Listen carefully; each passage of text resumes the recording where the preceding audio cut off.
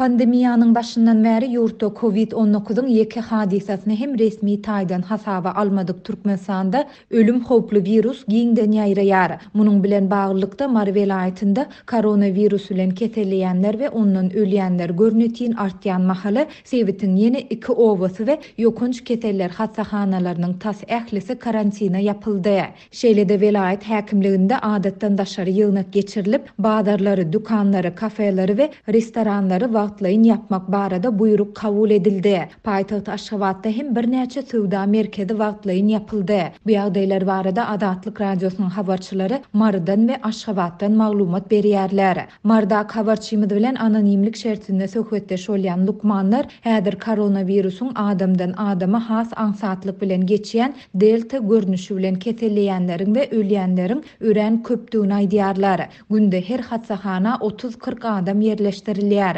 Günüň dowamında 10-15 adamyň ölýändigi barada maglumat bar. Iň agyr näsaglar welaýatyň ýokunç keseller hassahanasyna iýerilýär. Bayramaly etrafynda keselleýän adamlary Wekilwazir etrawynyň ýokunç keseller hassahanasyna yerleşdirýärler. Virusyň ýaýramagy bilen adamlaryň ölüm sany sagatlaýyn köpelýär. Tiz kömek gullukları hem ilatyň çağrışlaryna ýetişip bilmeýär diýip Marly saglyk işgärleriniň biri 25 awgustda habarçymyza gurrun berdi. Ol saglyk işgärleriniň karantina alynan adamlaryň aglawasyndan analiz alyp ýetişmeýändigini, käbir näsaglaryň barlyk netijeler çykmanka ölýändigini hem sözüniň üstüne goşdy. Bu habarlaryň arasynda welaýatyň ýene 2 owasy, Sakarçäge etrawynyň Garyp Ata we Wekilwazir etrawynyň Halil owalary karantina alyndy. Ýatlasa koronavirusyň ýurtdaky esasy ojaklarynyň birini öwrilen Mary welaýatynda geçen hepde Wekilwazir etrawynyň Garajaköw we Murgap etrawynyň Kuýguş owalary hem karantina alınıpdy.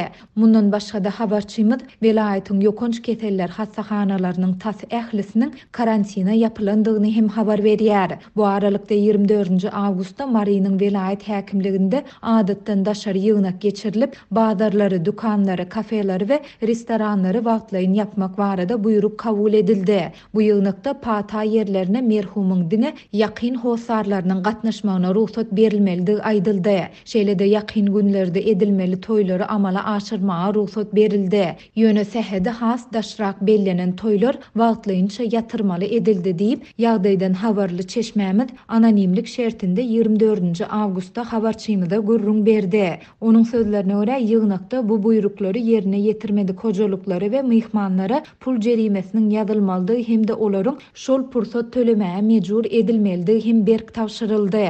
Eger-de haýsydyr bir üýşmeleň bolan ýerinde adamlaryň biriniň gyzygyny ýokary bolsa, onda üýşmeleňe gatnaşan adamlaryň ählisi karantina alınmaly edildi. Şeýle-de olar koronavirus testini tawşyrmaly edildi diýip çeşmämiz belledi. Bu habarlaryň arasynda sebitiň häkimetleri ilat arasynda maska giymek düzgünniň berja edilişini gözegçiligi güýçlendirýärler. Polisiýa işgärleri köçelerde, jemgyýetçilik transportlarynda we köpçülikliň ýerlerinde maska giymedik raýatlary jerime salýarlar. Şeýle-de welaýatyň çäklerine uzak gün diýen ýaly uçor bilen derman sepilýär. Diňe prezident welaýata gelen güni uçorly derman sepilmedi. Prezident giden gününiň ertesi daňdan saat 5-de ýene uçorly derman sepip başladylar. Köçelere de hlor sepýärler diýip efirde atlandyrylmasyzlygyny soran Marly ýaşaýjy 25 awgustda habarçymyza gurrun berdi. Şol bir wagtda habarçymyz welaýatda vaksina sanjymlarynyň gutarandygy we olaryň täze tapgyrynyň getirilmeýändigi sebäpli ilata sanjym etmek işleriniň belli bir derejede towtudylandygyny hem aýtdy.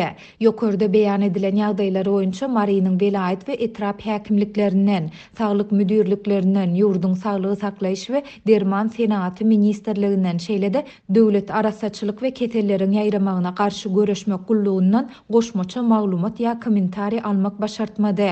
Bu aralykda Aşgabatda habarçymyz virus bilen keselleýänleriň we ölýänleriň görnetiň köpelmegi bilen paýtagtda hem birnäçe sowda merkeziniň wagtlaýyn ýapylandygyny habar berýär. Birnäçe gün odal berkarar sowda we dinjalş merkezi ýapyldy.